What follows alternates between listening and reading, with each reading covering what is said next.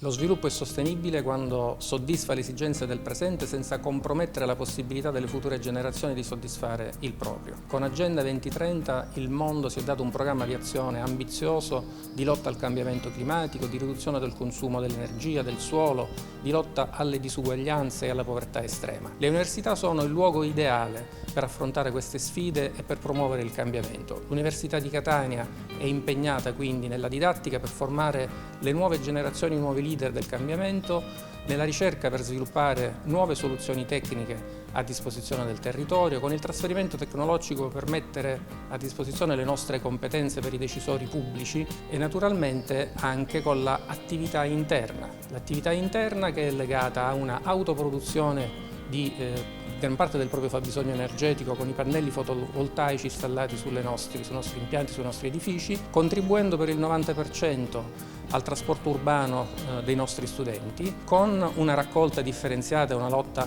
all'uso della plastica monouso e anche con molti interventi nella sfera sociale per l'integrazione attiva e partecipata dei disabili, per l'equità di genere e altre importanti iniziative in questo campo. Nell'ambito dei servizi ambientali che vengono organizzati in Ateneo dagli uffici preposti, da un paio d'anni è stato attivato il servizio di raccolta differenziata, oggi organizzato per tutti gli edifici dell'Ateneo. La realtà è complessa perché ci sono diversi poli, c'è la Cittadella, il polo tecnologico, Torre Biologica e altri edifici invece distribuiti nel territorio cittadino, quindi abbiamo individuato delle soluzioni sartoriali che hanno consentito ad oggi di raggiungere circa il 40% in peso di raccolta differenziata.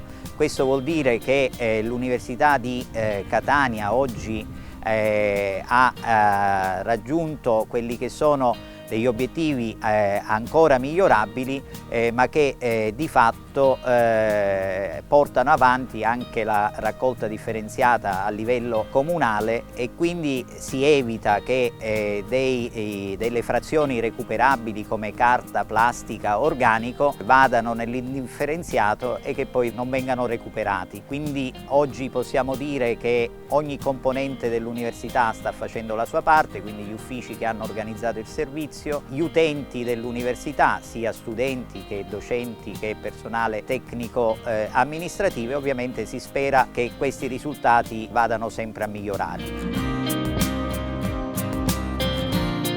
La principale forma di agricoltura che sfama la terra è basata su sistemi di produzione intensivi, con un rilevante costo ecologico. Oggi è compito della scienza creare le premesse per lo sviluppo di sistemi agricoli sostenibili. Dobbiamo investire su un sistema agroalimentare ad alta produttività, ma nel rispetto dell'ambiente e delle risorse, ottimizzando la gestione delle acque e mitigando gli effetti sul cambiamento climatico, valorizzando in particolare le biodiversità. L'azienda agraria sperimentale dell'Università di Catania, oltre ad essere un centro di attività per ricerca, è un luogo di formazione per studenti, dottorandi, assegnisti e borsisti di ricerca. Gli studi sono soprattutto mirati alla sostenibilità delle produzioni. Si studia ad esempio la tolleranza alla siccità di graminacee perenni, così come lo studio di varietà di ricino per la produzione di biocarburante e ancora il riuso delle acque reflue opportunamente trattate con fitodepurazione.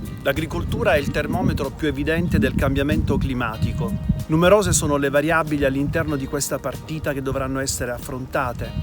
L'aumento della popolazione mondiale, la diminuzione della superficie agricola utilizzabile, la gestione corretta delle risorse idriche, la perdita di biodiversità, la sostenibilità è la sfida che dovrà affrontare l'agricoltura.